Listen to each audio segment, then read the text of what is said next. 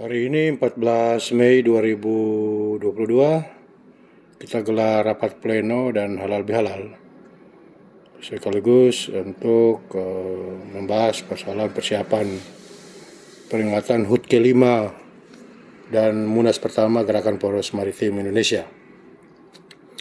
Sahabat Geomaritim, Mbak, Mas, Bung, dan para hadirin sekalian, Presiden Joko Widodo secara resmi telah menunjuk Kalimantan Timur sebagai ibu kota baru pada Senin 26 Agustus 2019 di Istana Negara, Jakarta.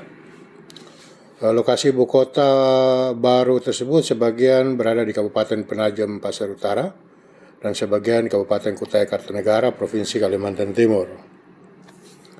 Setelah pengesahan DPR, kemudian pada tanggal 15 Februari 2022, Presiden Joko Widodo menandatangani Undang-Undang IKN dengan nomor 3 tahun 2020 tentang Ibu Kota Negara Nusantara.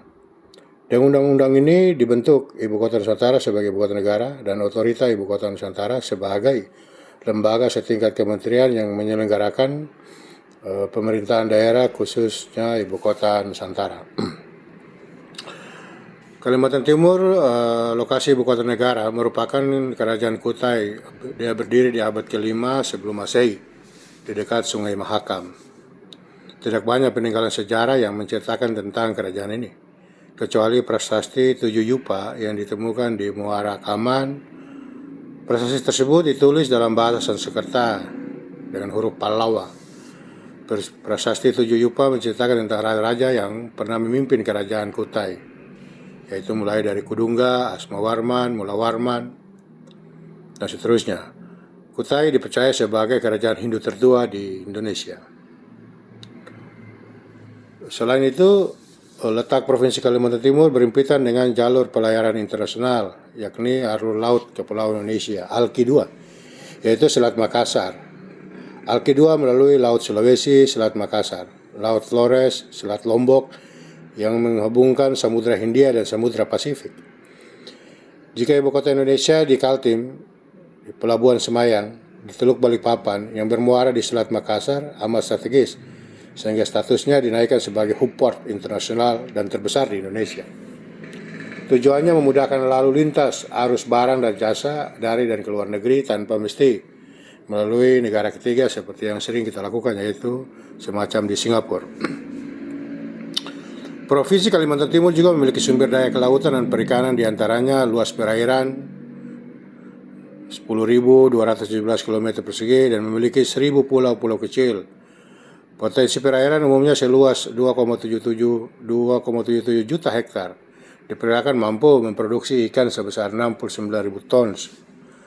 Sayangnya baru dimanfaatkan 20,4%. Di perairan lautnya terdapat kawasan segitiga terumbu karang dunia yang sangat terkenal, yaitu Coral Triangle, yang memiliki keanekaragaman hayati laut, ikan, terumbu karang yang tinggi. Di daerah ini terdapat kawasan wisata bahari berupa seperti Kepulauan Derawan atau Berau dan Pulau Maratua.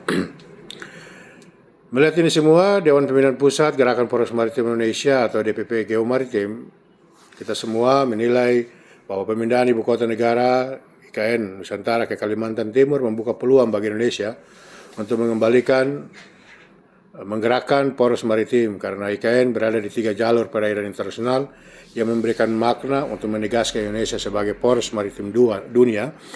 Di antaranya dari sisi lokasi, terdiri dari dan memiliki infrastruktur yang relatif lengkap, bandara, pelabuhan. Lokasi IKN juga berdekatan dengan 2 kota pendukung yang sudah berkembang, yaitu seperti Balikpapan dan Kota Samarinda. Ketersediaan lahan yang dikuasai oleh pemerintah sangat memadai untuk pengembangan IKN. Dan kelima, minim risiko bencana alam.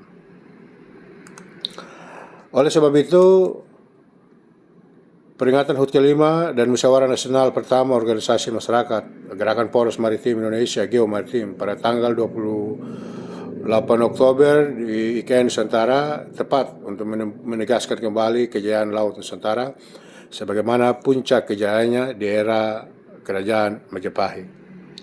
Mungkin itu yang bisa saya sampaikan sebagai stressing dalam rapat pleno kita dan akan dibahas selanjutnya. Terima kasih. Salam kita Cakrawati Samudra.